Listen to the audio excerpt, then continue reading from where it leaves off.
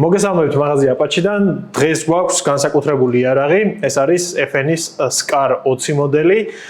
კონკრეტულად ეს არის 300 მოდელზე, ჩვენთან მაღაზიაში ორ კალიბრზე არის შემოსული, ეს არის 65 კრიდმორი და 300 ვინჩესტერი. ჩვენ გქონდა პატივი და საშუალება კონკრეტულად ეს იარაღი წაგვიღო და გამოგვეცადა ველზეც და შესაბამისად დღეს მოგიყვებით მცირედ, ასე ვთქვათ, თვითონ SCAR-ის ისტორიას, საიდან მოდის, კონკრეტულად ამ მოდელზე ვისაუბრებთ, როგორ არის ის გაწყობილი და ბოლოს, რა თქმა უნდა, ვისაუბრებთ მის პრაქტიკულ გამოცდილებაზე, რომელიც ჩვენ საველე გამოცდის დროს მივიღეთ. რაც შეეხება თვითონ SCAR-ს, ძალიან დიდი ისტორია აქვს, ახლა უკვე შეიძლება ითქვას, რომ ძალიან დიდი ისტორია აქვს, საკმაოდ ცნობილია სხვადასხვა ფილმებიდან, თამაშებიდან, თუ ზოგადად კადრებიდან საბრძოლო მოქმედებების. SCAR-ის ისტორია, თვითონ SCAR-ის აბრევიატურად საინტერესოა და ის ნიშნავს საერთო შაშხანას სპეციალური ოპერაციების ძალებისთვის. მათი ისტორია იწყება 2009 წელს, როდესაც ძალიან ბევრი, ასე ვთქვათ, 2001 წლის ტერაქტის შემდეგ, მას შემდეგ რაც დაიწყო მოქმედებები 2003 წელს ერაყში და ასევე ავღანეთში თალიბანის წინააღმდეგ საჭირო გახდა მაშინდელი M4, ასე ვთქვათ, ვერ აკმაყოფილებდა იმ მოთხოვნებს, რაც სჭირდებოდა არმიას და განსაკუთრებით სპეცდანიშნულების აზრით, ძალიან ბევრი პრობლემა იყო. ამაზე ალბათ მომავალში ცალკე ვიდეოც უნდა ჩავწეროთ და იყო მოლოდინი, რომ რაღაცა ერთი კონკრეტული იარაღი ჩაანაცვლებდა ყველა იმ ძირითად სახეობას, ამ შემთხვევაში ლაპარაკი იყო M16-ზე და M4-ზე და გახდებოდა ერთი უნივერსალური პლატფორმა, რომელიც შეცვლიდა, ასე ვთქვათ, ძირითად მაშინდელ ამერიკის შეიარაღებაში არსებულ შაშხანებს. SCAR-ი თავდაპირველად გამოჩნდა 16 მოდელის სახით, რომელიც არის წარმოადგენს ჩვეულებრივ, ასე ვთქვათ, საერთო შაშხანას 556-ზე და ასევე გამოჩნდა 300 კალიბრზე ნახევრად ავტომატური SCAR 17 იყო ესეთი მძიმე მოდელი, SCAR Light და SCAR Heavy. ძალიან მალე, ერთი წლის განმავლობაში ამერიკელებმა დაიწუნეს 556 მოდელი, რადგანაც ის განსაკუთრებულ გაუმჯობესებას M4-ის პლატფორმის გვერდზე, ასე ვთქვათ, არ უზრუნველყოფდა და გარდა ამისა თვითონ ბიუჯეტურადაც საკმაოდ მაღალ ბიუჯეტურია და ზოგადად FN-ის იარაღები საკმაოდ ძვირი ღირს ხოლმე ყოველთვის, ხოლო SCAR 17 ძალიან მოეწონათ სპეცდანიშნულების რაზმებს და დაიტოვეს ის შეიარაღებაში დღესდღეობითაც გამოიყენება და მისი, ასე ვთქვათ, გაუმჯობესებული სნაიპერული ვარიანტს წარმოადგენს უკვე SCAR 20, რომელიც 2010 წლიდან გვხვდება უკვე ამერიკის არმიის შეიარაღებაში, არმიის არა, უფრო ეს სპეცდანიშნულების SOCOM-ის, ანუ რომელიც არის სხვადასხვა სპეცდანიშნულების რაზმების გაერთიანება, ასე ვთქვათ, და გარდა ამისა სხვა ბევრ ქვეყანას აქვს კიდე სპეცდანიშნულების რაზმებს შეიარაღებაში, როგორც SCAR 17-ები, ასევე SCAR 20-ები. ამერიკის სპეცდანიშნულების რაზმების შეიარაღებაში ეს იარაღი მოხვდა როგორც MK20 SSR, ანუ Sniper Support Rifle, რაც ნიშნავს იმას, რომ სნაიპერის მეწყვილისთვის განკუთვნილი არის ეს იარაღი და მე ჩვენ ძალიან ბევრ კადრებში, ასე ვთქვათ, შევხვდებით, სადაც ესა თუ ის დანაყოფი იყენებს კონკრეტულად ამ იარაღს. ახლა უკვე ძალიან პოპულარული გახდა 65 კრიდმორი კალიბრი, რომელიც ცოტათი რამდენიმე ასეული მეტრით უფრო უკეთეს მანძილს აძლევს და უფრო დაკიდებული ტრაექტორია გამოაზრდას და შესაბამისად ეს იარაღი დღეს გამოდის როგორც 65-ში, ასევე 300-ში. ჩვენს მაღაზიაშიც ორივე, ზოგადად ეს SCAR-ები ჩვენთვის ცნობილი გახდა FDI დაფარვით, ანუ Coyote ფერში, თუმცა დღეს ჩვენთან მაღაზიაში არის მხოლოდ ჩავი მოდელები, ეს არის 65-ზე და 300-ზე. რაც შეეხება პირველ რიგში ფასს, რა თქმა უნდა, ფასი არის ჯერჯერობით, რაც ჩვენ განვიხილეთ ნახევრად ავტომატური თვითდამტენი კარაბინები, ყველაზე ძვირი არის იმ ჩამოთვლებს შორის SCAR-ი, ან ჩვენ ქონდა Aeros M5, რომელიც 10000 ლარზე ქვემოთ იყო, LMT, რომელიც 10000 ლარზე ზემოთ იყო და რაც შეეხება SCAR-ს, ის ამ წუთას 22600 ლარი ღირს ჩვენს მაღაზიაში. ძალიან დიდი ფასია, რა თქმა უნდა, FN-ის პროდუქცია ზოგადად ძვირი ღირს, ანუ რომც ნახოთ, თუმცა ამ იარაღს აქვს, რა თქმა უნდა, რაღაც თვისებები, რის გამოც შეიძლება დავფიქრდეთ საერთოდ ამ იარაღის ყიდვაზე და რა თქმა უნდა, დაფიქრდეთ ის, ვისაც შესაბამისი მატერიალური შესაძლებლობები აქვს. თვითონ SCAR-ი, ანუ FN-ის იარაღი და ზოგადად მით უმეტეს თუ SCAR-ი ერთის მხრივ სახელიც არის, სახელსაწყიდულობ, თუმცა ამ სახელთან ერთად აუცილებლად მოყვება ხარისხის საკითხი და ეს განსაკუთრებით რაღაც დეტალებში, ასე ვთქვათ, ძალიან ჩანს. ზოგადად FN-ი აწარმოებს სამხედრო იარაღს, FN-ი აწარმოებს ფაქტიურად ორი სახეობის ძირითად ტყვიანთქვებს, ეს არის M249 და M240 ამერიკის არმიისთვის და გარდა ამისა, კიდევ სხვა ბევრი იარაღის დიდი წარმოების გამოცდილება აქვს საბრძოლო იარაღის შექმნისა. რაც შეეხება კონკრეტულად ახლა ამ მოდელს, SCAR 20 ეს არის, ასე ვთქვათ, 17-ისგან განსხვავებით, მას აქვს დაგრძელებული ზედა რისივერი, ასე ვთქვათ, და გარდა ამისა მას აქვს 20 ინჩიანი ლულა და ეს ლულაც ერთ-ერთი განსაკუთრებულობა არის ამ იარაღში. ეხლა რაც შეეხება თავდაპირველად ამ იარაღის გარეგნულ მომენტებს, დავიწყებთ როგორც ვაკეთებთ ხოლმე კონდახიდან, მივყვებით სათითაოდ და მერე უკვე ჩავალთ როგორც შიგნეულობაში, ასევე თვითონ რაღაც სპეციფიურ დეტალებში. კონდახი შეიძლება ითქვას, რომ ამ იარაღში ერთ-ერთი ყველაზე სუსტი წერტილს წარმოადგენს კონდახის, ასე ვთქვათ, გამაგრება და ის საჭიროებს მცირედ ჩარევას იმისთვის, რომ ის პატარა ლუფტი რაც მას აქვს, ასე ვთქვათ, გაუმყარდეს და შესაბამისად ეს რაღაცა პატარა დისკომფორტი არ გქონდეს. SCAR 20-17-ისგან განსხვავებით უკვე განსაკუთრებული კონდახი აყენია, რომელიც საშუალებას გვაძლევს როგორც ასე ვთქვათ, სიგრძეში გავზარდოთ, ჩვენი მიყრდნობის სიგრძე, ასევე გავზარდოთ, ანუ მას აქვს ამოსაწევი სალოყე, რომელიც თავდაპირველად ცოტა ესე რთულად რეგულირდება, თუმცა რაღაცა დროის განმავლობაში მერე მისი ამოწევა უფრო მარტივი არის. ეს გვაძლევს იმის საშუალებას, რომ იმის მიხედვით, რომ სიმაღლეს დავაყენებთ ჩვენ ოპტიკებს, მაგის მიხედვით, ასე ვთქვათ, გავაწყოთ ჩვენი სალოყის პოზიცია. ეს კონდახი არის ალუმინის ერთიანი, ის არ იკეცება განსხვავებით იგივე SCAR 17-16 სტანდარტული კონდახებისა, თუმცა, რა თქმა უნდა, aftermarket აქსესუარებში შეგვიძლია სხვადასხვანაირი SCAR-ის 17-ის თუ 20-ის კონდახი შევიძინოთ და შესაბამისად მერე უკვე ჩვენს გემოზე მოვარგოთ და შევცვალოთ. ეს არ იქნება IAP ფუფუნება, ასე ვთქვათ, ეს კონდახიც დაახლოებით $700 ღირს თუ სწორად მახსოვს, თუმცა ამის შეცვლის შესაძლებლობა, ასე ვთქვათ, გვაქვს. რა არის ამის შემდეგ? ნუ ზოგადად SCAR-ი ცნობილი გახდა იმით, რომ 308 კალიბრისთვის ის წარმოადგენდა შედარებით მსუბუქი იარაღს, ამიტომაც გახდა პოპულარული და ამიტომაც დაიტოვეს ის თავის ძროზე სპეციალისტების რაზმებმა შეიარაღებაში. ეს განპირობებულია, რა თქმა უნდა, მისი ეგრეთ წოდებული ლოვერით, რომელიც არის მთლიანად პოლიმერის. განსხვავებით 5.56-ისა, როგორც უკვე თქვი, 308 მოდელი იმ კალიბრისთვის და ზომებისთვის, რაც ამ იარაღს ჰქონდა, იყო შედარებით მსუბუქი. კონკრეტულად ეს მოდელი არის 5 კილო და 26 წონაში და ერთის მხრივ ამ ხელალულისთვის შეიძლება ითქვას, რომ არც ისე მძიმეა და საკმაოდ ესეთი ნორმალური წონა არის ზუსტის როლის იარაღისთვის. სახელური SCAR-ებს სტანდარტულად მოყვება ჰოგის მორეზინებული სახელური, ვისაც ეს კუთხე არ მოგწონთ და მისი შეცვლა გსურთ, სტანდარტული 1.15-ის ნებისმიერი მწარმოებლის სახელური დგება და ყენდება, ასე ვთქვათ, ამ იარაღზე.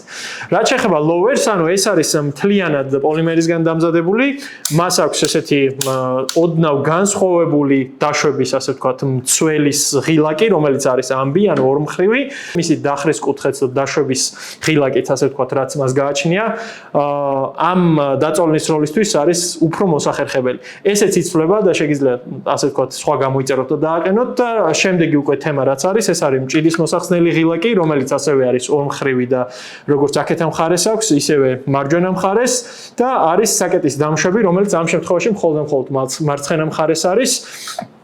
და ეს ფაქტიურად თავისი ოპერირების მხრივ არ განსხვავდება AR-15-ისგან. სასხლეთს რაც შეეხება, SCAR 20-ის ახალ ანუ მეორე თაობაში აყენია Geissele's Super SCAR-ი, ეგეთი სასხლეთი არის, რომელიც არის ორსაფეხურიანი, 3.5 LBS-მდე და ეს სასხლეთი არის ძალიან კარგი სასხლეთი, თუმცა რა თქმა უნდა, მასაც ცვლიან და აკეთებენ, ასე ვთქვათ, აყენებენ ხოლმე სხვა სასხლეტებსაც. რეალურად ის რაც FN-მა არ ქნა და თავისი იარაღის მოდერნიზაციას არ მიიღო ხელი და ძალიან ბევრი ფირმა გამოჩნდა აი უამრავი ალბათ დასავლეთში, ვინც აწარმოებს SCAR-ის aftermarket ნაწილებს. ერთ-ერთი ასეთი გაუმჯობესება არის ცალკე ლოვერი, რომელიც გამოდის ანუ SCAR-თან თავსებადია ჩაულებრივად, თუმცა განსხვავება არის ის, რომ ის, ასე ვთქვათ, მუშაობს არა უშუალოდ SCAR-ის მჭიდებზე, არამედ იგივე M-10, იგივე SR-25-ის მჭიდებზე და შესაბამისად, ამერიკის ბაზრისთვის ეს უფრო მოსახერხებელია და ძალიან ხშირად არის ხოლმე, რომ მთლიანად ლოვერს, ასე ვთქვათ, ცვლიან. SCAR-ის მჭიდები შედარებით ძვირი ღირს, როგორც 10-იანი, ასევე 20-იანი და შესაბამისად ეს ლოვერის შეცვლა საკმაოდ ხშირია ხოლმე განსაკუთრებით ამერიკაში. გადავიდეთ ახლა აფერზე. აფერი არის ესეთი მთლიანი დიდი მონობლოკი, რომელსაც ზემოთ აქვს ეგრეთ წოდებული პიკატინის ლიადაგი და ასევე გვერდებზეც. ესეც არის მოხსნადი და აქ შესაძლებელია იგივე M-Lock-ის მსგავსი სამაგრების დაყენება, თუმცა როგორც გითხარით, SCAR-ზე ყველა აპდეიტი და ყველა განახლება ღირს შედარებით ძვირი. რაც შეეხება ახლა აფერს, ანუ ზედა ზედა მხარეს, მას აქვს აქ სხვადასხვა მხარეს 4 საღვედეები და ამ საღვედეებში არ არის სწრაფსამაგრები, ეს არის საჭიროებს ასე ვთქვათ კაუჩისებრ სამაგს, იმისთვის რომ ჩვენ ამ იარაღზე მოვირგოთ ღვედი.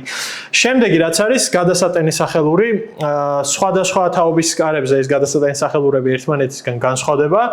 ჩვენ რასაც ვნახავთ არის ის რომ მარჯვენა მხარეს გვაქვს ოდნავ უფრო მოკლე გადასატენის სახელური, ხოლო მარცხენა მხარეს ესე ქვემოთ დახრილი და ეს ქვემოთ დახრაც ასე ვთქვათ დროთა განმავლობაში გამოცდილება მოიტანა, რადგანაც თავდაპირველად პირველი SCAR 17-ის გადასატენის სახელურები იყო სწორი და ოპტიკის დაყენების შემდეგ გადატენვის დროს აუცილებლად ხელს წამოვდებდით ხოლმე მასზე და შესაბამისად ეს დახრილი სახელური უკვე ამ პრობლემას ასე ვთქვათ თავიდან გვაცილებს. გარდა ამისა, ოფიციალურ საიტზე რომ ნახოთ, ასეთი დასახელება აქვს ამ მოდელს SCAR 20S, S ნიშნავს semi-autos, NRCH, რაც ნიშნავს იმას, რომ გადასატენის სახელური არ მოძრაობს. პირველი თაობის SCAR-ებზე ესეც ერთ-ერთი პრობლემა იყო, რომ მთლიანად ეს გადასატენის სახელური მოძრაობდა და ესეც პრობლემატური იყო სხვადასხვა სიტუაციებში, წამოდება ხდებოდა ამ გადასატენის სახელურების სხვადასხვა რაღაცეებზე, საფარი იქნებოდა ეს თუ აღჭურვილობის ნაწილი და შესაბამისად მეორე თაობის SCAR-ზე ეს თემა გამოსწორებული. გარდა ამისა, შესაძლოა გვაქვს, რომ ერთ-ერთი მხარე მოუხსნათ, რომელიც უფრო ჩვენთვის მოსახერხებელია და მხოლოდ ერთ მხარეს გქონდეს, ასე ვთქვათ, გადასატენის სახელური.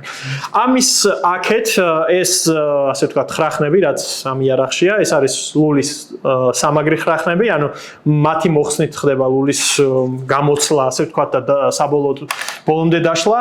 განსხვავებით SCAR 17-ისგან, SCAR 20-ზე უფრო მძიმე და უფრო დიდი ლულაყენია და შესაბამისად ამ შემთხვევაში უკვე 6 ხრახნი გვაქვს, მაშინ როცა წინა SCAR-ებზე ჩვენ შევხვდებით 4 ხრახნს. ზოგადად SCAR-ები მუშაობენ დუშის მოკლესვლაზე და არც SCAR 20 არის შესაბამისად გამონაკლისი, ეს ზედა მხარეს ჭრილიც არის იმისთვის, რომ ჩვენ ასე ვთქვათ ხელი მიგვიწვდებოდეს გაზის რეგულატორზე. SCAR 20 აქვს 3 რეგულირების ადგილი 12 საათზე, ეს არის ნორმალური მოქმედებისთვის. შემდეგ გადმოდის ასე ვთქვათ 10 საათზე, რომელიც არის მაყუჩის გამოყენების შემთხვევაში და ავიწროებს ასე ვთქვათ გაზების შემოყვანას და გარდა ამის aftermarket აქსესუარებში შევხვდებით კიდევ უფრო ასე ვთქვათ დატუნინგებას, ანუ კიდევ უფრო გაუმჯობესებას იმისა, რომ ნაკლები ნამწვერები შემოვიდეს მსროლელისკენ, ანუ ეს ნაწილიც იცვლება, ასე ვთქვათ და არის შემდეგი პოზიცია ეს არის 4 საათზე, რა დროსაც ეს 4 საათზე დაყენებით, ჩვენ უკვე ამ დროს ვშლით ამ გაზის რეგულატორს და უკვე მიგვიწვდება ხელი, რომ გამოვიღოთ თვითონ გუში და გავწმინდოთ ის. რაც შეეხება ლულას, ამ იარაღში ალბათ ერთ-ერთი ყველაზე მაგარი რაც არის, ეს არის ლულა. FN-ის ლულები ზოგადად ცნობილი არის თავისი ძალიან მაღალი ხარისხით და ამ შემთხვევაშიც საქმე გვაქვს ქრომირებულ ცივად ნაჭედ 20 ინჩიან მსხვილ ლულაზე, რომელიც მართლა ძალიან ზუსტია და ბოლოშიც ახალი თაობის SCAR-ებს უკვე უყენია Surefire-ის Pro კომპი. ეს არის ალქრობი ნაკლებად და ეს არის კომპენსატორი, ასე ვთქვათ, მუხრუჭ კომპენსატორი. ძველ SCAR-ებზე შევხვდებით თვითონ FN-ის ალქრობებს, რომელიც ასე ვთქვათ, ნაკლებ ეფექტური აღმოჩნდა, ხოლო სამხედრო SCAR-ებზე, რომელსაც უშუალოდ სამხედროებისთვის უშვებენ, განსხვავებული კომპენსატორი აქვს, ну სხვადასხვანაირი გამოდის, ასე ვთქვათ, ისიც. ძირითად შემთხვევაში ახლა რაც შევხვდებით, არის Pro კომპი. ლულის დათვალიერების შემდეგ, აი, რავი, ბორესკოპშიც ძალიან კარგად ჩანს, თუ რას ნიშნავს მაღალი ხარისხით დამზადებული ლულა და გარდა ამისა, რაც ჩამოთვალე, ანუ ქრომირებაც და მცივად ნაჭედობაც უზრუნველყოფს იმას, რომ ამ იარაღმა ძალიან ბევრი ისროლოს და ამ ბევრი სროლის განმავლობაში ასე ვთქვათ, შეინარჩუნოს თავისი სიზუსტე. ეხლა ჩავიხედოთ შიგნით თუ რა ხდება ამ იარაღში. ძალიან მარტივი დასაშლელი ერთის მხრივ, სანამ საკეტამდე მივალთ და იქ უკვე საჭიროებს სპეციალურ ცოდნას, სპეციალური მომენტების გათვალისწინებას იმისთვის, რომ ეს იარაღი დავშალოთ. ანუ პირველი იმისთვის, რომ სანამ იარაღს დავშლით, რა თქმა უნდა, ჩავიხედავთ შიგნით, რომ არაფერი არ არის და ამის შემდეგ წინა მხარეს, როგორც ER-ზე, ხდება ამ ასე ვთქვათ პინის მოხსნა და მთლიანად გამოდის ეს ლოვერი, რომელიც ერთ ასე ვთქვათ, მთლიან აწყობას წარმოადგენს, ძალიან მარტივი მისადგომი და მარტივი გასაწმენდია. ამის შემდეგ ჩვეულებრივად ესეთ რეილსზე იხსნება თვითონ კონდახიც და ეს არის ფაქტიურად ძალიან მარტივი არის თვითონ კონდახის მოხსნა. დაამბრუნებელი ზამბარის მოსახსნელად, ну შეგვიძლია აქეთ ამ ხრიდანაც თუ ასე მარტივად არ გამოდის, შიგნიდან უბრალოდ თითით მივაწვევით და ეს გამოდის ძალიან მარტივად. რადგან ამ ახალ SCAR-ზე გაყოფილი არის თვითონ ასე ვთქვათ გადასტანის სახელური არ მოძრაობს საკეთთან ერთად, მისი დაშლა არის ოდნავ განსხვავებული და იმ საჭიროებს ესეთ მომენტს, რომ თუ გადასატენის სახელური გამოწეული არის უკან, ამ შემთხვევაში მათი განცალკევება არ მოხდება და მნიშვნელოვანია ესეთი რაღაც. ვშოდოთ თავიდან თავდაპირველად როცა საკეთს მივწევთ ბოლომდე გადასატანის სახელური უნდა იყოს მიწეული ბოლომდე ამის შემდეგ უკვე ვწევთ თვითონ საკეთს და საკეთის ასე ვთქვათ ჯგუფს მთლიანად რაც არის და ვიღებთ ზედა მხარეს მხოლოდ ამის შემდეგ ხდება უკვე დაკაჩვა გადასატანის სახელურისა და იმ დეტალის რომელზეც გადასატანის სახელური არის დამაგრებული მიყვავს ბოლო ადგილამდე სადაც არის უკვე შედარებით დიდი ჭრილები და ამ ადგილიდან უკვე შესაძლებელი არის ამ გადასატანის სახელურების მოხსნა მარტივად შემდეგ უკვე თითით ჩამოვიყვანთ მას ბოლომდე და აქ ჭირდება ასე ვთქვათ ცოტათი ზეწოლა იმისთვის რომ ეს დეტალი გამოვიღოთ სულ ბოლომდე შემდეგი რაც უნდა დავშალოთ ეს არის აირის რეგულატორი რომელიც როგორც გითხარით უნდა გადავატრიალოთ 4 საათზე და ამის შემდეგ თუ ის დიდი ხნის გასაწმენდი არ არის და კარბონიზაცია არ მოხდა უნდა გამოდის მარტივად თუ დავაკვირდებით 2 ნახრეტი არის ანუ სულ 4 ნახრეტია ამ რეგულატორში და როგორც მანუალი ვეუბნება აუცილებელია რომ ისინი დაშლის შემდეგ ჩავხედოთ და არ უნდა იყოს ასე ვთქვათ ნამწვით ამოვსებული და უნდა გაიწმინდოს ამის შემდეგ რჩება ის პატარა დგუში რომელიც არის შიგნით და გამოსაგდებია ამისთვის შეგვიძლია გამოვიყენოთ ესეთი წვრილი შომპოლი უკანა მხრიდან ჩავხედოთ მივაწვეთ ესეც თუ ძალიან დიდი ხნის გასაწმენდი არ არის იარაღი წესით მარტივად უნდა გამოვარდეს ისევ და ისევ იყიდება სპეციალური ხელსაწყოები, რომელიც ამ დგუშის გამოგდებას ამარტივებს, სპეციალური ბლოკია, რომელიც აქ კბილებში ჯდება და მარტივად გამოაქვს ეს დგუში. თუმცა ნებისმიერ ესეთი შომპოლთან წაგრძელებული ნივთით შეგვიძლია ამ დგუშის გამოღება. დგუში არის სულ ეს არის ასე ვთქვათ, სკარის დგუში, წინა მხარე აქვს ქრომირებული. დგუშს ზედა მხარეს როგორც ნახავთ, აქვს გაზის ბეჭდები და ეს ბეჭდები რა თქმა უნდა უზრუნველყოფს იმას, რომ ზედმეტი დენთის აირები არ მოხდეს მსროლისკენ. ეხლა იკითხავთ ალბათ რამდენ ხანში უნდა გამოიცვალოს ეს. იდეაში იარაღი ამის გარეშეც მუშაობს, თუმცა თემა არის ის, რომ რამდენად ასე ვთქვათ კომფორტულია თვითონ მე მსროლელისთვის. ეს იარაღი ზოგადად ოვერგაზია და მით უმეტეს თუ მას გეზრინგები არ ექნება, უფრო მეტი დენთის აირები შემოვა ასე ვთქვათ სისტემაში. კიდევ ერთი რაც მანუალში უწერია ამ იარაღს არის ის, რომ აწყობის დროს მივაქციოთ ყურადღება, თუ არის შემთხვევაში ჩვენ გეზრინგების ჭრილების ერთმანეთთან ხაზზე დაალაგებას ასე ვთქვათ არ ვაქცევთ ყურადღებას, ამ შემთხვევაში უწერია, რომ ესენი უნდა იყოს განცალკევებული და ერთ ხაზზე არ იყოს განლაგებული. რამდენად ცვლის ეგ საქმეს არ ვიცი, ვერ გეტყვით, თუმცა ყოველ შემთხვევაში დარიგებაში ესე წერია. ეს არის ამ იარაღის ასე ვთქვათ არასრული დაშლა მისი წმენდისთვის და შემდეგ უკვე გრჩება თვითონ საკეტის ამოღება, რომელიც ძალიან მარტივად ამოდის. ესეთი საჩერი ჭილები აქვს ამ იარაღს აქ. იხსნება ის მარტივად, ამის შემდეგ გამოდის ნემსა. შემდეგ ასევე ჭილები აქვს თვითონ საკეთს, რაც იჭერს მაგ თვითონ იმაში და ეს უკვე არის თვითონ საკეტი. აქ რა თქმა უნდა პინის, ანუ ჭილების გამოძრობის შემდეგ შეგვიძლია მოხსნათ ექსტრაქტორიც და გავწმინდოთ შიდა მხარე, თუმცა ეს არის დგუშიანი იარაღი, შესაბამისად ამის წმენდა ისე ხშირად არ გვიწევს, როგორც პირდაპირ შეფქვევის იარაღებზე. აწყობის დროს გავითვალისწინოთ ის, რომ ამონგდები, ასე ვთქვათ, ეჟექტორი მარცხენა მხარეს იყოს, ხოლო ექსტრაქტორი გამომტანი იყოს მარჯვენა მხარეს. გავუსწოროთ თან ჭრილი ისე, რომ ჩავიდეს ჩვენი ჭილები მასში. ამის შემდეგ ერთადერთი გასათვალისწინებელი ის არის, რომ ჭილების ჩასმის დროს ნახრეტი უნდა დაუმთხიოთ ისე, რომ ნემსა შევიდეს მასში. სხვანაირ შემთხვევაში უბრალოდ ის არც აეწყობა.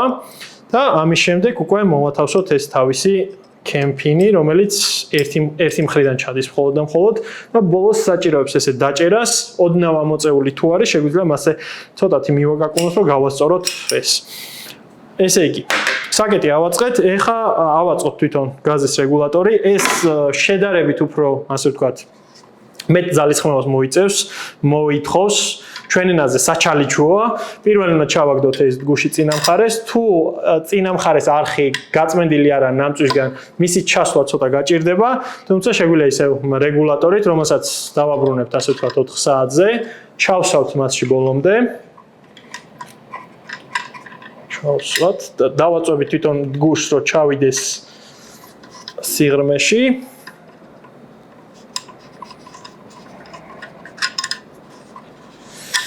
ესე, ამის შემდეგ უნდა გადმოვატრიალოთ, აქ აქვს სპეციალური დამჭერი, ამას დავაწვევით მანუალში წერია რომ დავაწვოთ გადასატანის სახელით, თუმცა თუ ჩვენ უფრო წვრილი რაღაც გვაქვს მოსახერხებელი, იმით უფრო მარტივად მოხდება ამის გასწორება. და როგორც ხედავთ, დავაყენებთ 12 საათზე, რომელიც არის მაყუჩის გარეშე მოქმედების ნორმალური, ასე ვთქვათ, ნიშნული. ამის შემდეგ პირველი ასაჩვევით უნდა ჩავსვათ ეს წინა მხარე. აქ აქვს ესეთი ზამბარა, ასე ვთქვათ, წინა მხარეს მას აქვს ზამბარა და შესაბამისად ჩასმის დროს ოდნავ ძალისხმევა შეიძლება დაჭირდეს, რომ ჩაჯდეს თავის რელსებზე. ამას ამ ნაწილს მოვიყვანთ, ასე ვთქვათ, იქამდე, რომ დაემთხეს გადასატანის სახელურის ჭრილებს. ჩვენი სურვილის მიხედვით დახრილს, ვთქვათ, ჩავსვათ მარცხენა მხარეს, ხოლო მეორე გადასატანის სახელურს აქეთ მხარეს. იმისთვის რომ ჩაჯდეს, უნდა იყოს ეს ბოლომდე გამოწეული. მივწევთ ამას წინ და მივწევთ სულ ბოლომდე. ამის შემდეგ უკვე შევსვავთ ჩვენ საკეტის ზედა ნაწილს. აქაც სპეციალური ლიანდაგი აქვს და სხვანაირად უბრალოდ ის არც შევა და არც დაჯდება. შევსვათ ამ ბოლომდე, ანუ საკეთს მივყვანთ ბოლომდე და დავამატებთ უკვე უკუცემის ბუფერს თავისი ზამბარიანად და აქაც ჩასმის დროს ეს თუ ჩვენ უკვე მოგივიდა ის უბრალოდ არ შეჯდება, გადავატრიალებთ და შევსვავთ თავის ადგილზე. ერთის მხრივ ცოტა ბევრი რაღაცის გაკეთება ჭირდება, თუმცა 1-2 ჯერ დაშლე მე უკვე ძალიან მარტივია, რადგანაც სხვანაირად უბრალოდ იარაღი არ აეწყობა. ამის შემდეგ დავაბრუნებთ ჩვენ კონდახს თავის ადგილზე და ყველაზე მარტივი არის უკვე ლოვერის ჩასმა, რომელსაც ჯერ გავუსწორებთ უკანა მხარეს. რაც მარცხენა ხელით გამოგდის, ის მარცხენა ხელით უნდა აკეთო კაცმა. ჩავსვათ ბოლომდე, გავუკეთებთ ამ ჭილებს, გადავტენით, ნახავთ რომ ყველაფერი მოქმედებს, გადავტენით და ნახავთ რომ რესეტს აკეთებს სასხლეტი, დავაყენებთ მცველზე და ეს არის ჩვენი სკარის დაშლა აწყობა. ეხლა გადავიდეთ ამ იარაღის პრაქტიკულ ნაწილზე. ჩვენ მქონდა საშუალება რომ გაგვეტანა, ასე ვთქვათ, ველზე, გვესვლა დაახლოებით 100-მდე ვაზნა. პირველი რაც უნდა ითქვას არის ის, რომ თავდაპირველად, ანუ თვითონ ამ იარაღის ბალანსი ისეა, რომ თავდაპირველად შეიძლება მოგუჩვენოს, რომ შედარებით მძიმეა, მაგრამ ამ შესაძლებლობის იარაღისთვის არც ისე მძიმეა. ჩვენ დავუყენეთ ჩვენი, ასე ვთქვათ, ვიდეოებისთვის, რითაც ვიყენებთ 624 ვაიპერი American Defense-ის მაუნტზე და წინ Harris-ის ბაიპოდი, თავიდან მივისროლეთ ჯგუფებზე და უნდა ითქვას, რომ პირველი რაც ამ იარაღს აქვს განსაკუთრებული, ეს არის სიზუსტე. ანუ იმ პირობებში, რა პირობებშიც ჩვენ ვისროდით, ერთი მოვა და მასზე ნაკლები, ასე ვთქვათ, სიზუსტეც მივიღეთ 3 და 5 ვაზნიანი ვაზნებით, 3 და 5 ვაზნიანი ჯგუფებით. და ამ იარაღს აქვს ნამდვილად პოტენციალი უფრო ზუსტადაც ისროლს. ანუ ისვრის სასხლეტიდან გამომდინარე და ლულიდან გამომდინარე ძალიან ზუსტი იარაღი არის ნამდვილად. ამის შემდეგ რაც ვქენით, მას შემდეგ რაც გადავამოწმეთ, ასე ვთქვათ, ვარდნები და შევიყვანეთ კალკულატორში, ვისროლეთ შემდეგ როგორც 400-ზე და ბოლო გაჩერება, რასაც ჩვენი ის კონკრეტული სასროლეთი გვაძლევს საშუალებას, იყო 745 მეტრი დაახლოებით. მოხდა